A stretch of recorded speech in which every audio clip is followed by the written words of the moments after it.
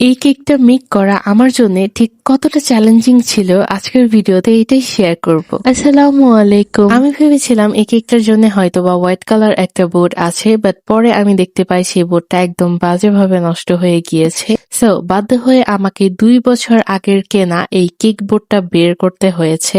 আমাদের কারো কাছে এই বোর্ডটা ভালো লাগে না বলে ইউজ করা হয়নি, বাট আমার কাছে একটা গোল্ডেন কালারের পেপার ছিল এন্ড আমি ভাবলাম কেননা আমি এই গোল্ডেন কালারের পেপারটা দিয়ে বোর্ডটাকে একটু কাস্টমাইজ করে নিই। তো ফার্স্টে আমি গোল্ডেন কালার পেপারটাকে বোর্ডের উপরে আঠা দিয়ে লাগিয়ে নিয়েছি, আর এরপরে ফুড গ্রেড পেপার এর উপরে দিয়ে দিয়েছি যাতে কেক বসালে কাগজটা নষ্ট না হয়ে যায়। তো যাই হোক, কেক বোর্ডটা রেডি করার পর আমি কেকের বেস রেডি করে চুলায় বসিয়ে দিয়েছিলাম বেক হওয়ার জন্য।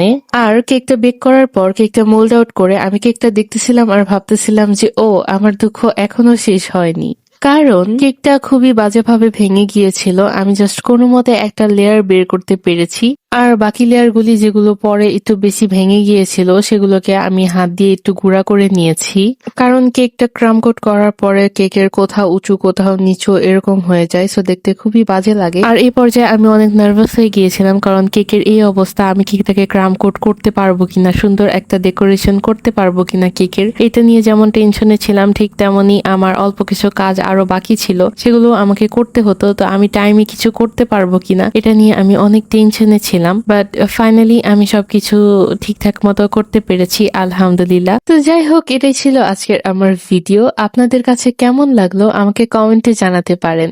আল্লাহ হাফিজ।